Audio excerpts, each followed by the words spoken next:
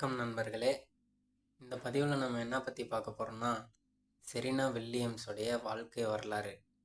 Serena Williams யாருன்னா world number 1 tennis player. அவங்க ஒரு சுச்சுவேஷனில் அவங்க சாக கிடக்குறாங்க. ஐசியூவில் அட்மிட் ஆகிட்டாங்க.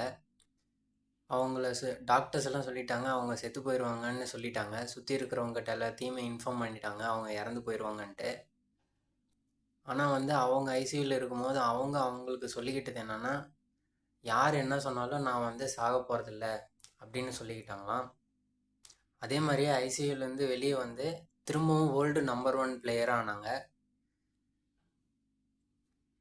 இதுக்கு முக்கியமான காரணம் அவங்க அந்த ஐசியூலேருந்து வெளியே வர்றதுக்கு காரணம் என்னென்னா, அவங்களுக்குள்ளேயே சொல்லிக்கிட்டாங்களாம் டீப்பாக, யார் என்ன சொன்னாலும் நான் சாக போகிறதில்ல அப்படின்னு சொல்லிக்கிட்டாங்களாம். இதுலேருந்து இவங்க வாழ்க்கையிலேருந்து நம்ம என்ன கற்றுக்கணும் அப்படின்னு கேட்டிங்கன்னா, நம்ம வாழ்க்கையில் எவ்வளோ மோசமான சுச்சுவேஷன் இருந்தாலும், எவ்வளோ கஷ்டமான சூழ்நிலை இருந்தாலும், அந்த சூழ்நிலையிலிருந்து வெளியே வரத்துக்கு தன்னம்பிக்கை, தைரியம், ஜெயிக்கணுன்ற வெறி இருந்துச்சுன்னா கண்டிப்பாக நம்மளாலேயும் ஜெயிக்க முடியும். எவ்வளோ கஷ்டமான சூழ்நிலையிலேருந்தும் நம்மளால் வெளியே வர முடியும் அப்படின்னு அவங்க வாழ்க்கை வரலாறு நம்மளுக்கு சொல்லுது.